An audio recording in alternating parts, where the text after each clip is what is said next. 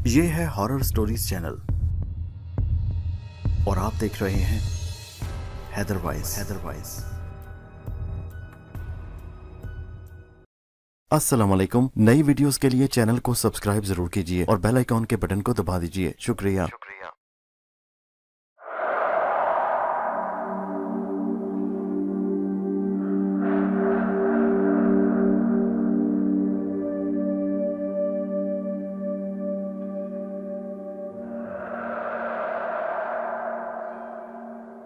पेशे खिदमत है कहानी अंबर नाग मारिया की 22वीं किस्त सराय की चुड़ैल का दूसरा हिस्सा।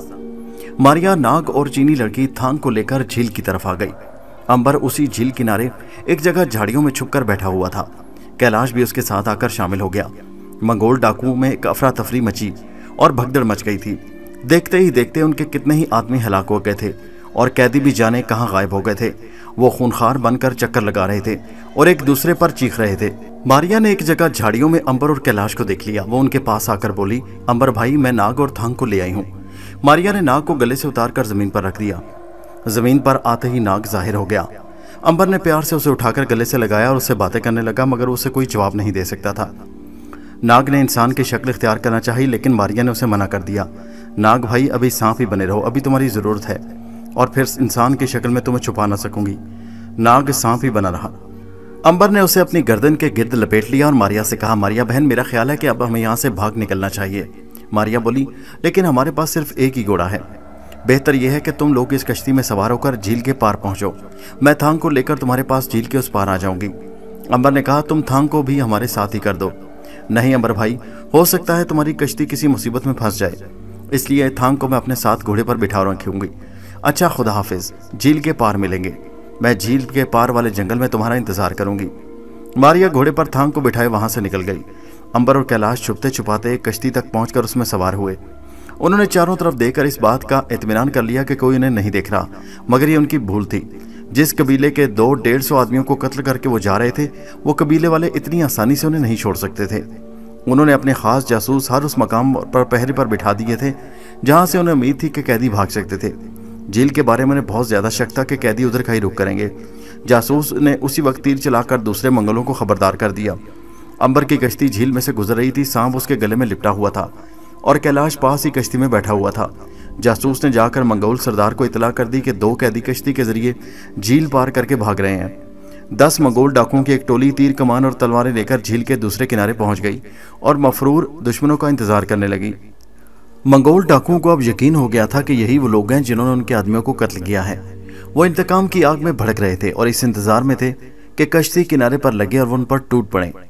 अंबर और कैलाश को कोई खबर नहीं थी कि किनारे पर उनकी मौत उनकी राह देख रही है। मारिया अभी तक घोड़े पर सवार ऊपर पहाड़ी पर से होकर चली आ रही है। घोड़े के जरिए रास्ता लंबा था। उसे एक लंबा रास्ता चौड़ा चक्कर काट कर आना था। वो भी रास्ते में ही थी कि मंगोल कज़ाकों का दस्ता उनसे पहले झील किनारे पहुंचकर झाड़ियों में छुप गया।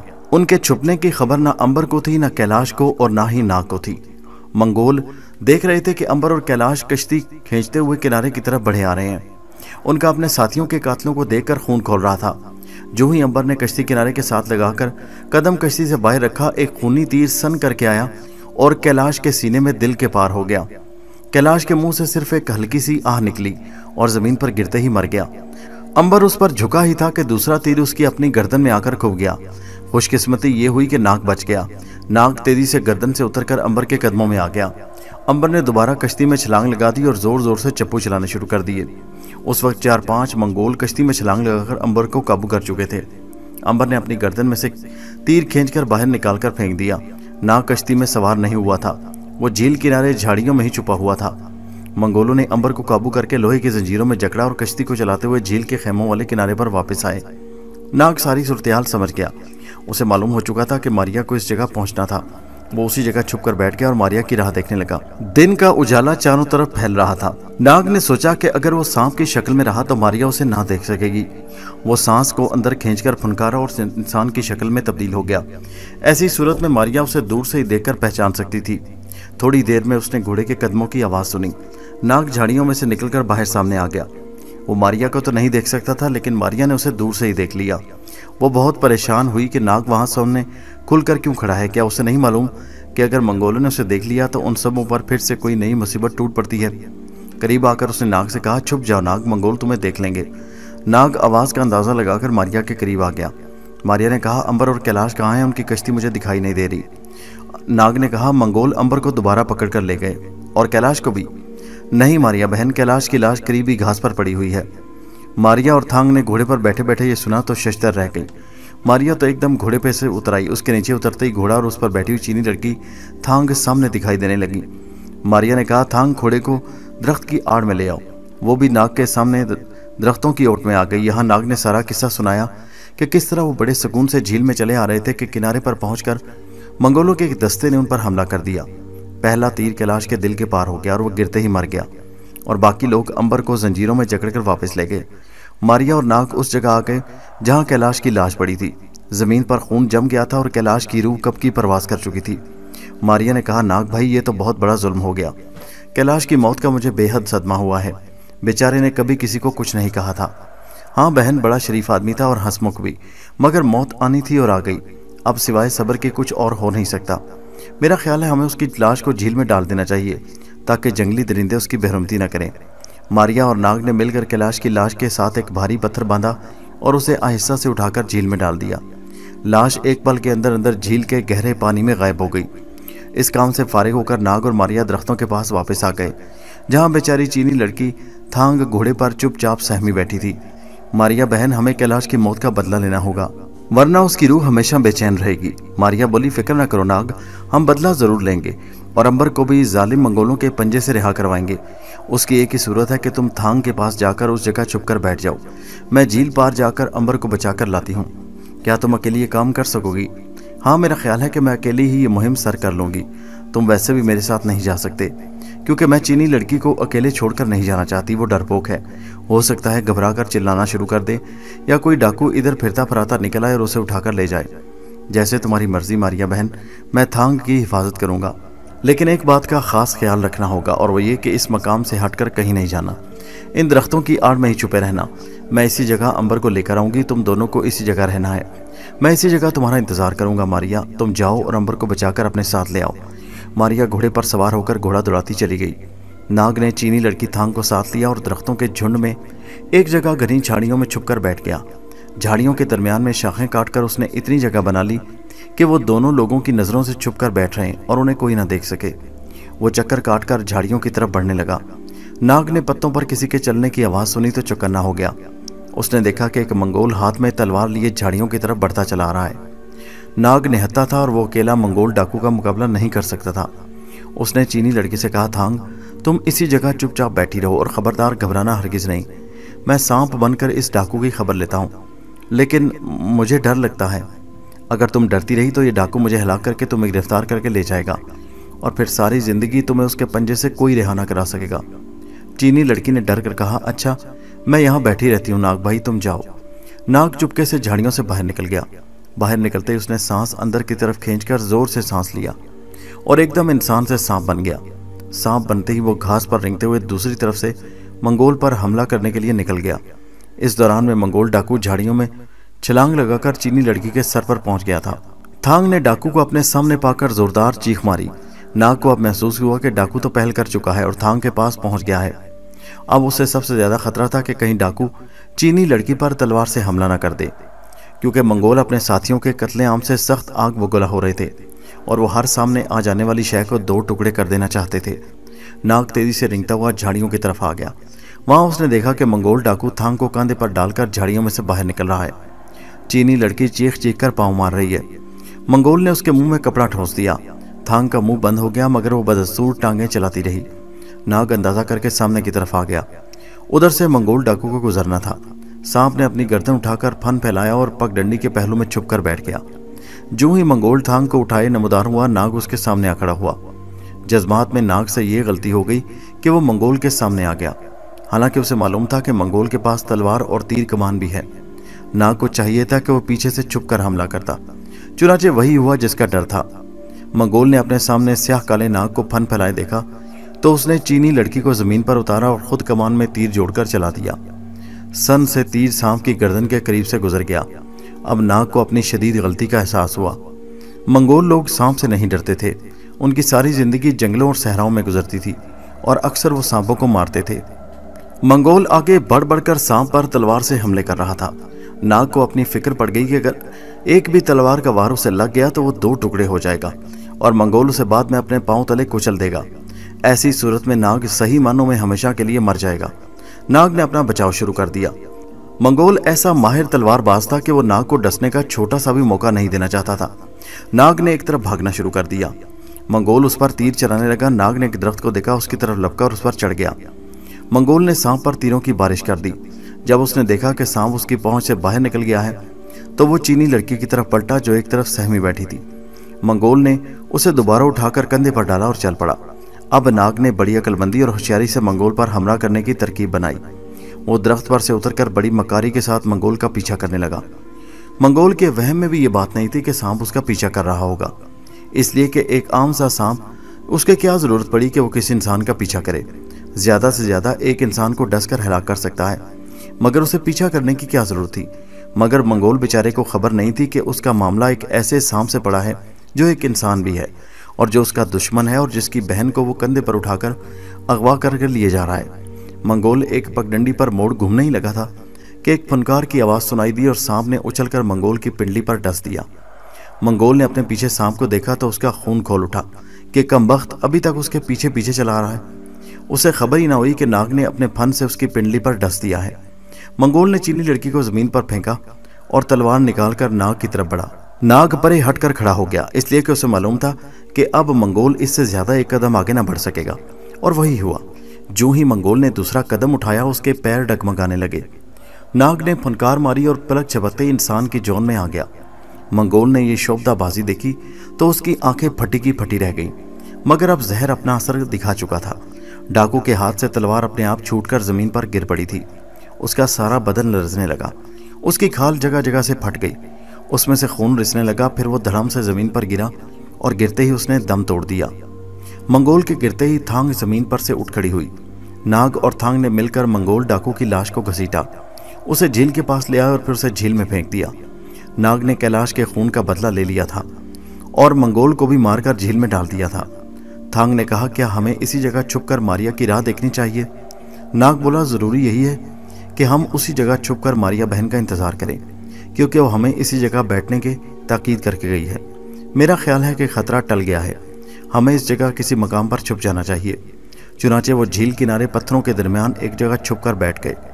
उधर मारिया घोड़े पर सवार मंगोलों के खेमों के पास पहुंच गई। अभी वो कुछ फासले पर थी कि उसने देखा कि मंगोलों ने अंबर को एक दरख्त के साथ उल्टा लटका रखा है और नीचे आग जलाने के लिए लकड़ियां जमा कर रहे हैं। इर्द गिर्द सारे कबीले के डाकू जमा हैं। गोया अंबर को आग में जिंदा जलाने की तैयारियां हो रही थी। पहले तो मारिया ने सोचा वो उसी जगह ठहर कर इंतजार करे, क्योंकि जाहिर है कि आग अंबर को जला नहीं सकती थी, क्योंकि अंबर की किस्मत में मौत नहीं थी। जब मंगोल देखेंगे कि अंबर पर आग का असर नहीं हो रहा तो वो जरूर उससे मुतासिर होकर ना सिर्फ ये कि अंबर को रिहा कर देंगे बल्कि उल्टा उसकी पूजा शुरू कर देंगे। लेकिन ये काम बड़ा लंबा था। कहाँ आग जलेगी, कहाँ आग के शोले बुलंद होंगे और फिर कहीं आग के असर ना करने का इंतजार क्या किया जाए। मारिया ने पहले ही हमला करने का इरादा कर लिया। वो घोड़े पर सवार होकर एक दरख्त की आड़ में आकर खड़ी हो गई। यहाँ से वो दरख्त बिल्कुल सामने था, जिसकी शाखों पर मंगोलों ने अंबर को बांध रखा था। मंगोल आग जलाने के लिए पत्थरों को रगड़ने लगे। एक चिंगारी पैदा हुई और लकड़ियों में आग लग गई। लकड़ियां गीली थीं, आग आहिस्ता आहिस्ता सुलग रही थी। अब मारिया ने हमला करने के लिए न्याम में से तलवार बाहर निकाल ली।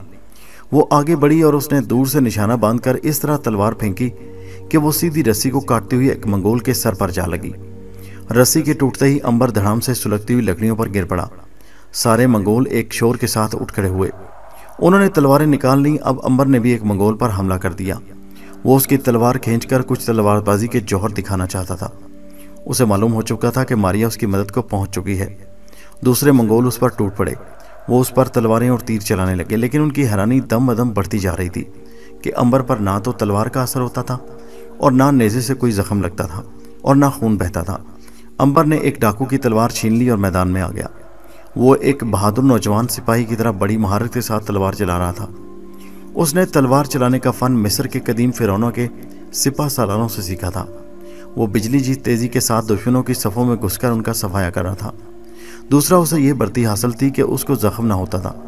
उस पर किसी किस्म की तलवार असर नहीं कर रही थी, जबकि उसकी तलवार दूसरों को कत्ल पर कत्ल किए जा रही थी। दूसरी जानिब से मारिया भी दूर खड़ी अपना काम कर रही थी। मारिया धड़ाधड़ एक के बाद दूसरा तीर चला रही थी। मंगोल डाकुओं का एक बार फिर कत्लेआम शुरू हो गया। वो लोग घबरा गए, क्योंकि यके बाद दिगरे उनके आदमी कत्ल होकर जमीन पर गिर रहे थे, जबकि उनके दुश्मन अंबर पर किसी तलवार का कोई असर नहीं हो रहा था। फिर उनकी समझ में ये बात नहीं आ रही थी कि अंबर तो चला रहा है, फिर ये तीर कहाँ से उड़ उड़ कर आ रहे हैं। इन बातों का नतीजा इन्हें निकला कि मंगोल डाकुओं के कदम उखड़ गए। उन्होंने पीछे हटना शुरू कर दिया और आखिर भाग खड़े हुए। इस शिकस्त से ना मारिया को उम्मीद थी और ना अंबर को। उनका ख्याल था कि ये डाकू भागेंगे नहीं, बल्कि वहीं जमकर मुकाबला करेंगे और भागना उन्हें नहीं पड़ेगा। लेकिन ये बात उनके ख्याल के उलट हुई। मंगोल वहां से झील की तरफ और पहाड़ियों की तरफ भाग रहे थे। मारिया ने अंबर को आवाज दी, अंबर रुक जाओ, इन्हें भागने दो। अंबर तलवार हाथ में लिए रुक गया। मंगोल वहां से फरार हो चुके थे। मारिया अंबर के करीब आकर घोड़े पर से उतर गई। वहां बेशुमार डाकुओं की लाशें बिखरी पड़ी थी। अंबर ने कहा, क्या तुम्हें कैलाश के बारे में पता चल गया? मारिया ने कहा, हाँ, कैलाश की मौत का मुझे बेहद सदमा हुआ है। मुझे नाग ने बताया और फिर हमने कैलाश की लाश को झील में डाल दिया, लेकिन हमने कैलाश की मौत का बदला ले लिया है। अंबर ने पूछा, नाग और थांग किस जगह पर हैं? मारिया बोली, वो झील के दूसरे किनारे पर हैं। मुझे उनकी फिक्र है, क्योंकि कुछ मंगोल शिकस्त खाकर झील की तरफ भागे हैं और कश्ती में झील पार कर रहे हैं। तो फिर जल्दी चलो, हमें नाग के पास पहुंचना चाहिए। आओ मेरे साथ, यहाँ बहुत से घोड़े बंधे हैं। मेरा ख्याल है हमें यहाँ से थांग और नाग के लिए भी घोड़े ले लेने चाहिए। बड़ा अच्छा ख्याल है।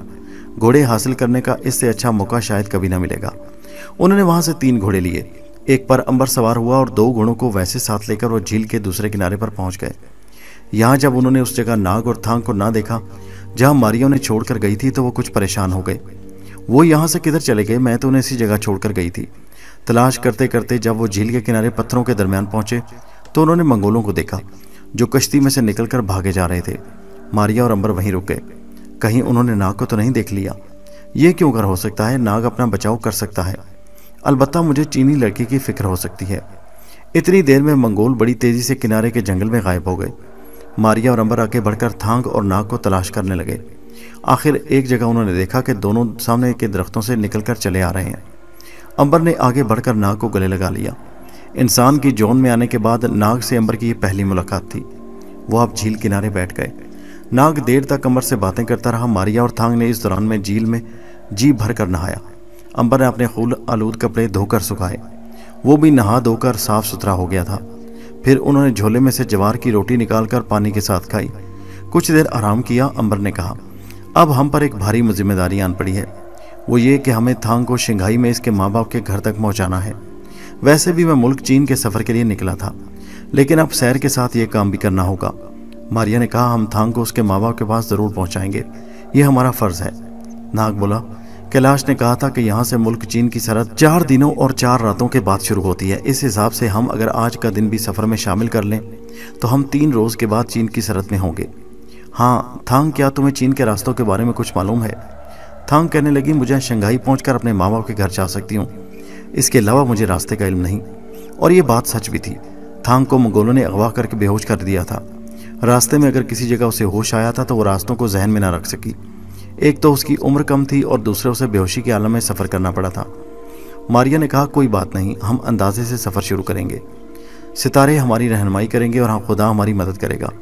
हम एक न एक दिन ज़रूर मुल्क चीन पहुँच जाएंगे। अंबर ने कहा, कैलाश ने कहा था कि इस वक्त फमाचू नाम का एक खूनखार बादशाह मुल्क चीन पर हुक्मरानी कर रहा है। वो एक जाबिर और सख्त दिल बादशाह है।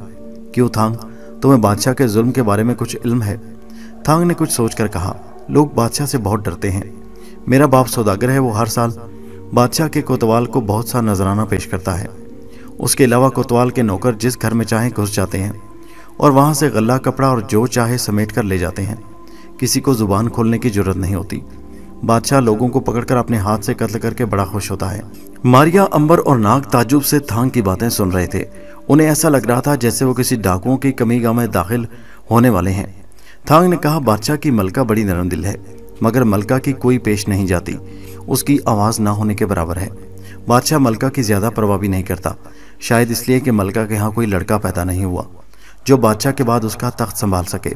इन दिनों बादशाह नई शादी करने की तैयारियां कर रहा है। बहुत खूब, अंबर बोला। थांग ने तो हमें काफ़ी बातें बता दी हैं।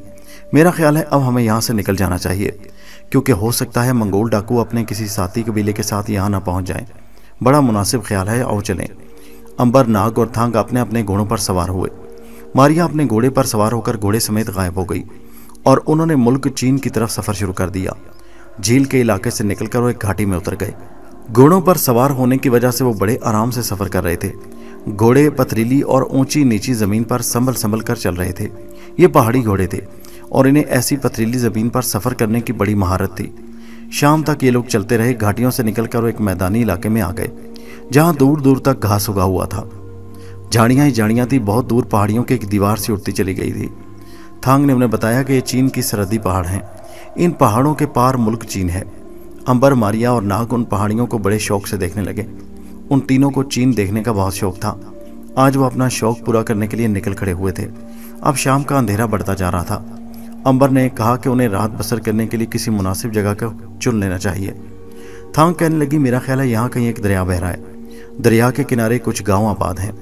अगले रोज डाकू एक गांव में ठहरे थे। वो लोग इसी गांव में रात बसर करने के ख्याल से आगे रवाना हो गए। रात होने वाली थी कि वो एक दरिया पर पहुंच गए। ये एक छोटा सा दरिया था। किनारे पर झाड़ियों के झुंड उगे थे और जरा फासले पर एक जगह चिरागों की हल्की हल्की रोशनी थी। मारिया ने कहा, मेरा ख्याल है रोशनी किसी गांव में हो रही है, आओ वहां चलते हैं। दरिया का पानी बड़ी तेजी से बह रहा था। दरिया का पाट ज्यादा चौड़ा नहीं था। दूसरा किनारा बिल्कुल सामने नजर आ रहा था। अंबर का ख्याल था कि घोड़ों को दरिया में डालकर दरिया पार कर लेना चाहिए। मारिया ने कहा, हो सकता है दरिया का तेज बहाव घोड़ों के पांव निकाल दे। नाग ने कहा, अगर हम आज आगे चलेंगे तो मुमकिन है हमें कोई पुल मिल जाए। वो आगे चलने लगे। रात गहरी हो रही थी। अंधेरा चारों तरफ फैल गया, मगर उन्हें किसी भी जगह कोई पुल दिखाई न दिया। आखिर उन्हें एक जगह दरिया में बड़े बड़े पत्थर एक दूसरे के साथ गिरे हुए मिले। मालूम होता था कि लोग इन पत्थरों पर से ही गुजरते हैं और दरिया पार करते हैं। मगर सवाल ये था, क्या घोड़े इन पत्थरों पर पांव जमा कर चल सकेंगे? अंबर ने इधर उधर की बातें सोचने के बजाय खुदा का नाम लेकर घोड़ा दरिया में डाल दिया। वो पत्थरों पर से संभल संभल कर घोड़ा बढ़ाने लगा। उसकी देखा देखी मारिया, थांग और नाग भी दरिया में उतर गए। पत्थर नोकीले भी थे और ढलाने भी। फिर भी घोड़ों को डाकुओं ने कुछ ऐसी मशक करा रखी थी कि वो ऊंचे नीचे पत्थरों पर यूं चल रहे थे जैसे किसी किस्म का खतरा ना हो। वो बड़ी जल्दी उन्हें दरिया के पार ले गए। चलते चलते वो उस गांव में पहुंच गए जहां के कच्चे मकानों से रोशनी आ रही थी। ये एक छोटा सा गांव था। चंद एक कच्चे पक्के मकान थे, कुछ बाग थे और एक नहर बाग के बीच में से होकर गुजर रही थी। मारिया ने उन्हें नहर किनारे ठहरने को कहा और खुद ये मालूम करने आगे बढ़ी कि गांव में कौन लोग रहते हैं और क्या कोई ऐसी जगह है जहां रात बसर की जा सके। मारिया को एक हवेली के बाहर मशल रोशन नजर आई। करीब आकर उसे मालूम हुआ कि वो कोई सराय है। ड्योढ़ी में सराय का मोटा ताज़ा मालिक बैठा कड़ाही में मछली भून रहा था। मारिया चूंकि नजर नहीं आती थी इसलिए खुद को उससे कोई बात नहीं कर सकती थी, इसलिए वो वापस आई और उन सबको साथ लेकर वहां पहुंच गई। अंबर और नाग ने थांग को साथ लिया और सराय के मालिक से जाकर कहा कि वहां एक रात बसर करने का इरादा रखते हैं। मोटे ताजे सराय के मालिक ने बड़े गौर से नाग, अंबर और थांग को ऊपर से नीचे तक देखा और पूछा, ये लड़की कौन है? अंबर ने कहा, हम तीनों बहन भाई हैं। नंदन सर वाले दुर्गा देवी के मंदिर की जियारत को गए थे, अब वापस अपने शहर शंघाई जा रहे हैं। मारिया पास ही घोड़े पर सवार खड़ी थी। उसने महसूस किया कि दुर्गा देवी के नाम पर सराय का मालिक कुछ चौंका था। सराय का मालिक बोला, क्या तुम नंदन सर से आए हो? सुना है वहां दुर्गा देवी की सोने की मूर्ति चोरी हो गई है, क्या उसका चोर पकड़ा गया या नहीं? अंबर ने गोल मोल सी बात करते हुए कहा, हमने भी सुना था, पता नहीं चोर पकड़ा गया या नहीं। हम तो सारा दिन देवी की पूजा पाठ में लगे रहे थे। अच्छा, तो क्या हमें कोई कमरा मिल जाएगा? सराय के मालिक ने अपना भैंसे जैसा सर हिलाकर कहा, हाँ मिल जाएगा, मगर ज्यादा आरामदेह नहीं होगा। ऊपर की मंजिल में है, तख्त आपको नहीं मिलेंगे, आपको नीचे जमीन पर ही सोना होगा। नाग बोला, कोई बात नहीं, हम जमीन पर ही सो जाएंगे। इतने में एक आदमी सराय के मालिक के पास आया और उसकी तरफ झुककर कोई बात करके ऊपर सीढ़ियां चढ़ने लगा। अंबर को महसूस हुआ कि उस आदमी को उसने पहले भी कहीं देखा है। फिर फौरन से याद आ गया, ये तो वही दुर्गा देवी के सोने के बुत का चोर है जिसने मूर्ति खुद चुराई थी और नाम अंबर का लगाकर वहां से भाग गया था। उसी शख्स ने अपने दूसरे साथी को कत्ल किया था और एक पुजारी को हलाक कर दिया था। अंबर ने जरा पीछे हटकर मारिया के कान में कहा, यह जो आदमी ऊपर गया है इसकी निगरानी करो। अंबर ने महसूस किया कि उस चोर ने भी जाते जाते अंबर को बड़े गौर से देखा था, जैसे उसने अंबर को पहचान लिया था। मारिया ने सर हिला दिया और घोड़ा अस्तबल में रोककर बाहर चली गई। घोड़े को एक सबसे अलग जगह पर बांधकर वो अंदर आई। अंबर, नाग और थांग ऊपर जा रहे थे। मारिया उनके पीछे पीछे चल पड़ी। ऊपर वाली मंजिल में कमरा था जिसके अंदर सिवाय एक लकड़ी की तपाई और ज़मीन पर बिखरे हुए 2-4 पुराने मेले से तकियों और एक फटे पुराने कालीन के अलावा और कुछ नहीं था। उन्होंने अंदर आते ही ज़मीन साफ करके सोने के लिए जगह बना ली। थांग और मारिया ने तकिए और चादरें सलीके से लगा दी। अंबर ने कहा, मैं कुछ खाने के लिए लाता हूँ, मारिया तुम उस आदमी का पता लगाओ। अंबर नीचे खाने पीने का बंदोबस्त करने चला गया। मारिया चुपके से बरामदे की तरफ खिसक आई। उसने मूर्ति चोर की शक्ल अच्छी तरह देख ली थी। ये बरामदा एक लकड़ी की गैलरी सी थी जिसके साथ साथ वो 2 कमरे बने हुए थे। एक कमरे में अंधेरा था, दूसरे कमरे में हल्की हल्की रोशनी हो रही थी। मारिया खिड़की के साथ लग गई। उसने खिड़की के पट को अंदर धकेलने की कोशिश की तो पट अंदर से बंद था। अंदर से 2 आदमियों के आहिस्ता आहिस्ता बातें करने की आवाज़ आ रही थी। मारिया ने बहुत कान लगाकर उनकी बातें सुनने की कोशिश की मगर कामयाब ना हो सकी। दरवाज़ा भी अंदर से कुंडी लगाकर बंद किया गया था। दरवाजे से भी कुछ सुनाई नहीं दे रहा था। मारिया सोच में पड़ गई कि वो मूर्ति चोर का पता कैसे करे कि वो यहाँ क्या कर रहा है और किस मार पर यहाँ ठहरा हुआ है। सिवाय उसके कोई जरिया नहीं था कि वो अंदर से किसी के बाहर आने या बाहर से किसी के अंदर जाने का इंतज़ार करे। उसका ख्याल था कि जब कोई दरवाज़ा खोलेगा तो वो चुपके से अंदर दाखिल हो जाएगी, क्योंकि उसको तो कोई देख नहीं सकता था। वो कुछ देर वहाँ खड़ी रही मगर ना कोई अंदर से बाहर निकला ना बाहर से कोई अंदर गया। आखिर मारिया की उम्मीद बार आई। सीढ़ियों में किसी के भारी पाँव की आवाज़ सुनाई दी। फिर सराय के मालिक की तो शक्ल नजर आई। उसने इधर उधर अच्छी तरह देखा और चुपके से दरवाजे के पास आकर दस्तक दी। अंदर से किसी ने पूछा, कौन है? सराय के मालिक ने कहा, दुर्गा देवी। मारिया को मालूम हुआ कि यह लफ्ज़ उनके लिए खुफिया था, जिसे सुनकर उन्हें मालूम हो जाता था कि आदमी अपना है, कोई गैर नहीं। अंदर से दरवाज़ा खुल गया। चूंकि सराय का मालिक मोटा था इसलिए एक पट पूरे का पूरा खोलना पड़ा। इससे मारिया ने फ़ायदा उठाया और सराय के मालिक के साथ ही कमरे में दाखिल होकर एक तरफ खड़ी हो गई। उसको अंदर दाखिल होते और एक तरफ खड़े होते किसी ने भी ना देखा, क्योंकि वो गायब थी। अंदर एक शम्मा जल रही थी। लकड़ी के 2 तख्तों पर एक तो वही मूर्ति चोर और दूसरा उसका एक साथी जिसकी एक आंख कानी थी बैठे हुए थे। दरवाज़ा काने चोर ने खोला था। सराय का मालिक भी उनके पास आकर बैठ गया। मूर्ति चोर ने कहा, तुमने इन लोगों को सराय में ठहरा कर बहुत गलती की है। मैं इस नौजवान को पहचानता हूँ। इसका नाम अंबर है और ये वही शख्स है जिसको मेरी जगह चोरी के इल्ज़ाम में मौत की सज़ा हुई थी। मेरी समझ में नहीं आता कि ये बच कैसे गया। मालिक ने पूछा, क्या उसने तुम्हें यहाँ देखा है? चोर बोला, सिर्फ देखा ही नहीं बल्कि पहचान लिया है। उसको साफ पता चल गया है कि मैं ही मूर्ति चोर हूँ और मैं ये नहीं चाहता कि मेरा कोई रज़दार यहाँ हो। और फिर वो भी मुल्क चीन की तरफ जा रहा है। अगर उस शख्स को कत्ल ना किया गया तो हमारे लिए चीन में जाकर शाही महल से शाही हीरे चुराने का काम मुश्किल हो जाएगा। ख़तरा ये होगा कि ये शख्स वहाँ मेरा राज खोल न दे और हमें गिरफ्तार न करवा दे। याद रखो, अगर वहाँ में पकड़ लिया गया तो बादशाह वो मांचू किस कदर जालिम है और तुम सब लोग जानते हो वो अपने हाथ से हम दोनों की बोटी बोटी काट डालेगा। सराय के मालिक ने परेशान होकर कहा, फिर क्या किया जाए? मूर्ति चोर बोला, वही जो मैं पहले कह चुका हूँ, इसको आज की रात ही कत्ल कर दिया जाए। ना रहेगा बांस और ना बजेगी बांसुरी, किस्सा ही पाक हो जाएगा। फिर हम बड़े आराम से चीन के शाही महल में डाका डाल सकेंगे। कम अज कम हमारे राज से कोई वाकिफ तो नहीं होगा ना। सराय का मालिक बोला, मगर ये काम करेगा कौन? मैंने तो आज तक एक चिड़िया तक को नहीं मारा, मैं ये काम कैसे करूँगा? मूर्ति चोर ने अपने काने साथी की तरफ देखकर कहा, यह काम मेरा साथी करेगा। क्यों, तुम तैयार हो ना?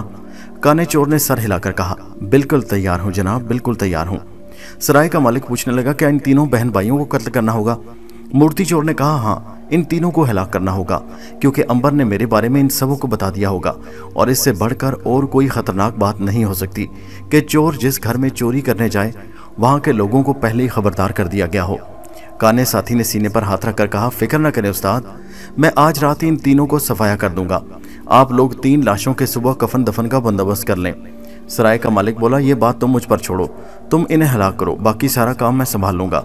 मेरी सराय के पीछे इतनी जगह खाली है कि चाहे इसमें 7 आदमियों को दफन कर दूं। ये सुनकर मारिया चुपके से दरवाजे से बाहर निकल गई। सराय का मालिक भी उसी वक्त दरवाजे से बाहर निकल रहा था। मारिया सीधी कमरे में आ गई। वहाँ नाग, अंबर और थांग खाने पर उसका इंतजार कर रहे थे। मारिया ने खाना खाते हुए उन्हें मूर्ति चोर और सराय के मालिक की सारी साजिश से आगाह कर दिया। अंबर हंस पड़ा। नाग खामोशी से खाना खा रहा था। थांग घबरा गई। अब क्या करना होगा अंबर भाई, ये तो बड़े कातिल लोग हैं। अंबर ने कहा, तो फिर क्या हुआ, हमें भी कातिलों से निपटना खूब आता है। हमारी तलवार सिर्फ उन लोगों के सरों पर चलती है जो इससे पहले कई लोगों का खून कर चुके हों। तुम परेशान ना हो, ये लोग हमारा कुछ ना बिगाड़ सकेंगे। नाग बोला, बल्कि इनके अपने सरों पर मौत मंडला रही है, ये इनके बस की बात नहीं और बदनसीबी है कि हमारे मुकाबले पर आ रहे हैं। अंबर ने कहा, मगर ये मूर्ति चोर बड़ा खतरनाक आदमी है। इसने तो चीन के बादशाह के कीमती जवाहरात चुराने का जो मंसूबा बनाया है, ये तो बड़ा दिलेरी का काम है। थांग कहने लगी, ये कभी नहीं हो सकता। फुमांचू जैसे जालिम बादशाह के शाही महल में चोरी करना कोई बच्चों का खेल नहीं है। इसके महल के गिर्द दिन रात खूनखार मंगोलों का पहरा रहता है। ये वो लोग हैं जो अपनी जिंदगियों में सैकड़ों आदमियों को हलाक कर चुके हैं। उनके लिए किसी का खून बहाना मामूली सी बात है। ये लोग अगर चीन भी गए तो जरूर किसी न किसी मुसीबत में फंस जाएंगे। मारिया कहने लगी, वो तो बड़े दूर की बात है, पहले तो इन लोगों से इसी जगह मुकाबला होगा, क्योंकि वो हम सब को आज रात कत्ल करने आ रहे हैं। नाग ने अंबर की तरफ देखकर पूछा, अंबर भाई फिर क्या हुक्म है? अंबर ने सर हिलाकर कहा, कातिल को यहाँ तक आ जाने दो। अगर उसने हमला किया तो फिर उसे जिंदा नहीं छोड़ेगा, हमें उसका इंतजार करना होगा। जैसे तुम्हारी मर्जी।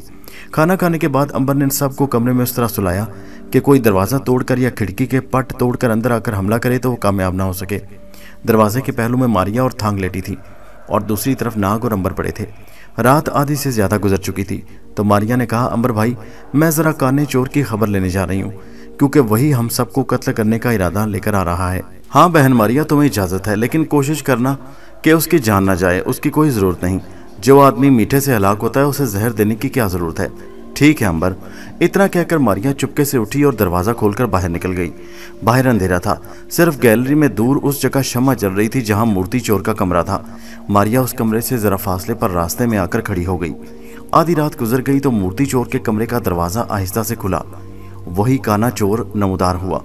उसने अपना चेहरा काले स्याह कपड़े में छुपा रखा था। उसके हाथ में तलवार थी जिसे वो अपने पीछे छुपाने की कोशिश कर रहा था।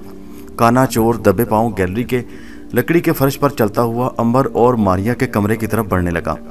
मारिया आगे जाकर कमरे से हटकर खड़ी हो गई।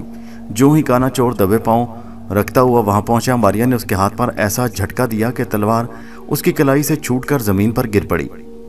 काने चोर ने चौंक कर इधर उधर देखा। उसने लपक कर तलवार फिर उठा ली और परेशान हो गया कि उसके हाथ पर मुक्का किसने मारा है। ये तो ख्वाब में भी ना मालूम कर सकता था कि मुक्का एक ऐसी लड़की ने मारा है जिसका नाम मारिया है, जो इसके करीब ही गायब हालत में खड़ी है और जिसको वो कत्ल करने जा रहा है। मारिया अपने कमरे के दरवाजे के पास आकर रुक गई। काना चोर दबे पांव चलता दरवाजे के पास आकर रुक गया। वो कान लगाकर सुनने लगा कि अंदर कोई जाग तो नहीं रहा। उसे यूं महसूस हुआ जैसे कोई उसके बिल्कुल करीब सांस ले रहा है। सांस लेने की आवाज़ बिल्कुल सुनाई दे रही थी। वो घबरा गया। मारिया ने बहुत कोशिश की कि सांस आहिस्ता ले, मगर वहाँ खामोशी इतनी ज़्यादा थी कि सांस की आवाज़ साफ सुनाई दे रही थी। मारिया ने सोचा कि इस उल्लू के पट्टे को हलाक करने के बजाय क्यों न डराया जाए। चुनाचे उसने एक गहरा सांस भरकर आहिस्ता से हाथ काने चोर की गर्दन पर रखकर खींच लिया। काना चोर दहशत ज़दा होकर पीछे हटा। मारिया ने एक हल्का सा कहका लगाकर सरगोशी में कहा, ओए काने चोर, तेरी मौत तुझे यहाँ ले आई। मैं इस सराय की चुड़ैल हूँ। मैं अभी तुम्हारी गर्दन में अपना नाखून गाड़ कर तुम्हारा सारा खून पी जाऊंगी। चोर ने एक दहशतनाक चीख मारी और तलवार वहीं छोड़कर उठ दौड़ा। गैलरी में से होकर वह कमरे के पास पहुंचा। धड़ाम से दरवाज़ा खोलकर अंदर गिर पड़ा। मारिया उसके पीछे पीछे गई, ये मालूम करने के वो लोग अब क्या साजिश करते हैं।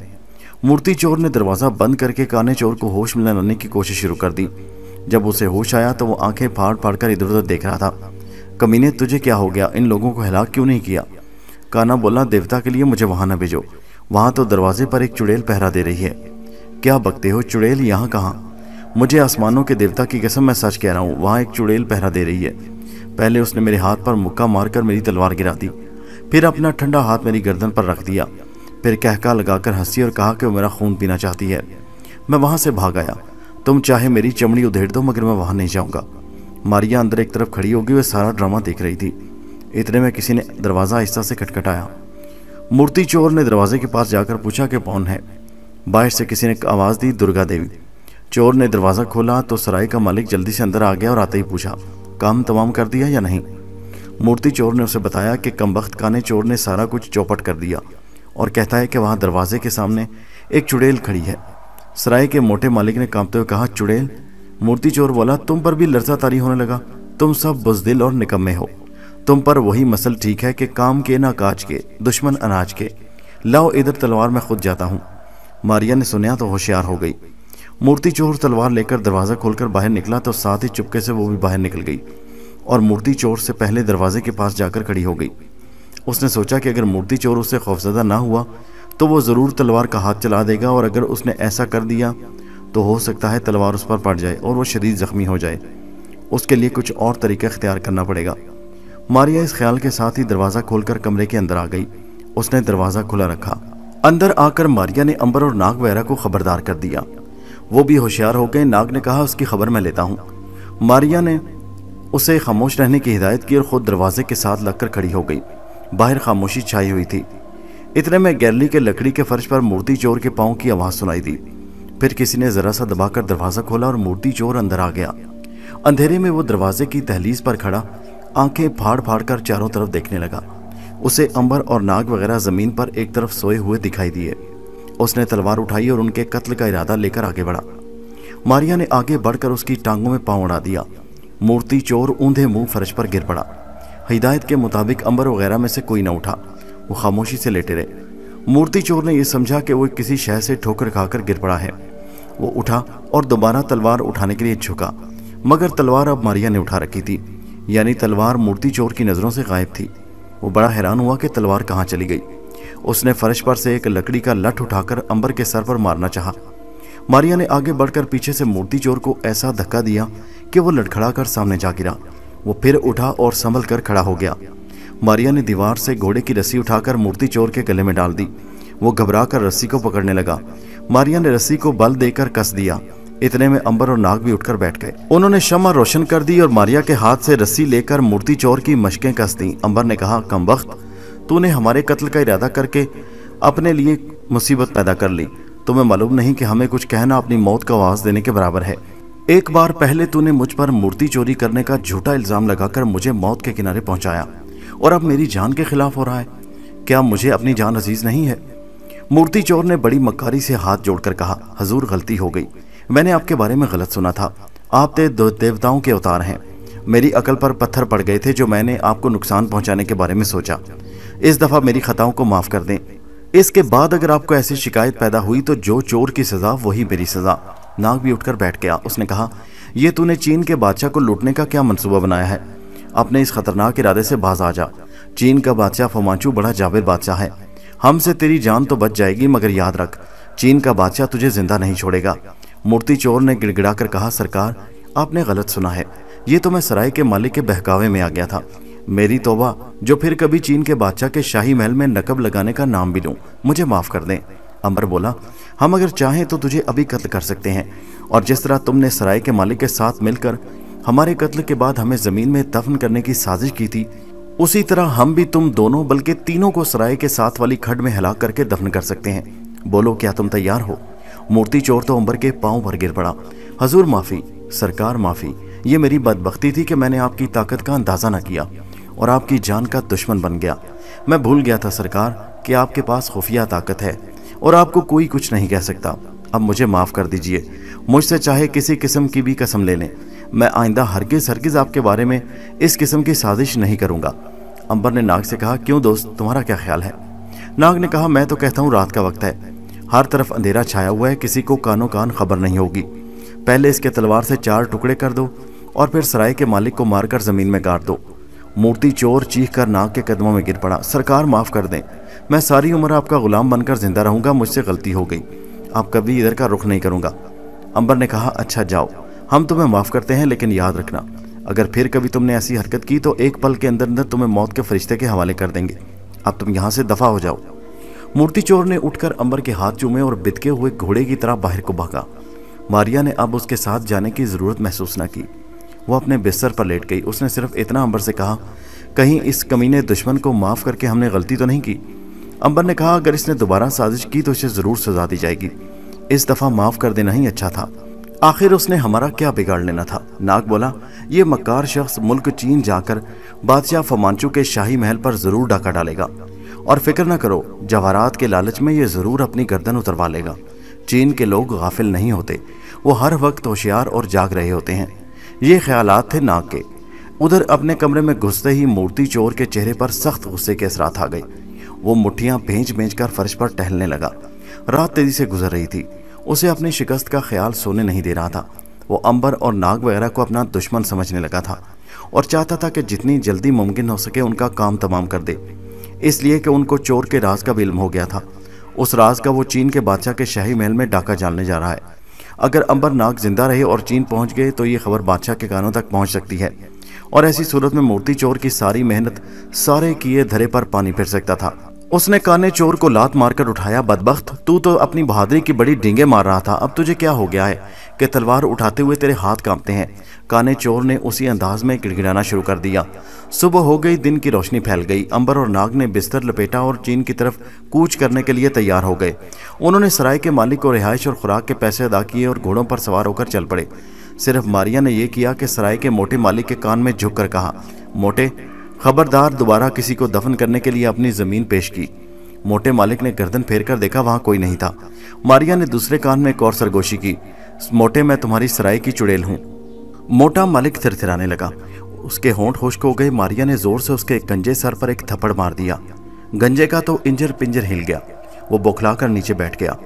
मारिया ने जोर से उसके कान के पास मुंह ले जाकर चीख मारी। एक खौफनाक चीख मोटे मालिक के मुंह से भी निकल गई और वो कटे हुए दरख्त की तरह धड़ाम से फर्श पर गिर पड़ा। लोग उसे उठाने के लिए भागे। मारिया वहां से निकलकर अंबर और नाग के साथ मिल गई। ऊपर से शोर सुनकर मूर्ति चोर और काना चोर भी नीचे आ गए। उन्होंने सराय के मालिक को उठाया और अपने कमरे में ले गए। वहां जाकर उसने भी यही कहा कि मुझे सराय की चुड़ैल ने थप्पड़ मारा है। मूर्ति चोर ने उसे नफरत से देखकर कहा, तुम सब बुज़दिल और निकट्टू हो, तुमसे कभी कुछ नहीं होगा। मैं तो उस काने को भी तुम्हारे पास ही छोड़कर चीन जाना चाहता हूँ। कमबख्त मेरे लिए मुसीबत का बायस बन गया है। काने चोर ने हाथ जोड़कर कहा, मेरे आका, ऐसा जुल्म मुझ पर ना करना। मैं यहाँ का फाकों से मर जाऊंगा, मुझे अपने साथ ले चलो।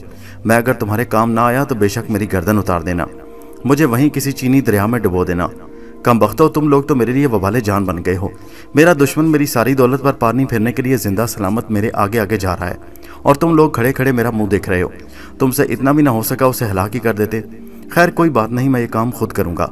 सुबह के वक्त मारिया, अंबर, नाग और थांग घोड़ों पर सवार होकर चले थे। कोई दूसरे पहर उनके पीछे पीछे मूर्ति चोर और काना चोर घोड़ों पर सवार होकर रवाना हो गए। उनके दरमियान सिर्फ एक मंजिल का फर्क था। अंबर को मालूम था कि चोर जवाहरात की चोरी के लिए जरूर सफर करेगा। वो चीन जाने से रुक नहीं सकता था, मगर वो उनसे बेनियाज था, इसलिए कि वो उन लोगों का कुछ नहीं बिगाड़ सकते थे। अब तो उसे एक ही लगन थी कि जितनी जल्दी हो सके चीन में दाखिल होकर शंघाई पहुंचे और थांग चीनी लड़की को उसके माँ बाप के हवाले कर दे। मारिया अंबर और नाग के साथ साथ सफर कर रही थी। गांव से वो सुबह के वक्त सूरज निकलने के साथ ही चले थे। दूसरे पहर वो मैदानी इलाके में आ गए जहां दूर दूर तक कोई टीला नजर नहीं आ रहा था। यहाँ सर्दी बहुत बढ़ गई थी और तेज हवाएं चलना शुरू हो गई थी। उनके पीछे पीछे मूर्ति चोर और काना चोर भी घोड़ों पर सवार चले आ रहे थे। तीसरे पहर आसमान पर बादल गरजने लगे और रह रहकर बिजली चमकने और कड़कने लगी। बारिश एकदम शुरू हो गई। अंबर, नाग और मारिया एक बहुत पुराने घने दरख्त के नीचे आकर रुक गए। ये लोग किन हालात में चीन पहुंचे? चोरों ने चीन के शाही महल में किस तरह नकब लगाई? संगदिल बादशाह फमांचू ने उनके साथ क्या सलूक किया? क्या चीनी लड़की अपने माँ बाप के पास पहुंच सकी? ये तमाम बातें जानने के लिए इसी कहानी की अगली किस्त नेक्स्ट वीडियो में मुलाहिजा कीजिए, जिसका लिंक इसी वीडियो के नीचे डिस्क्रिप्शन में मौजूद है। और हमारे चैनल हैदर वॉइस को सब्सक्राइब कीजिए। शुक्रिया।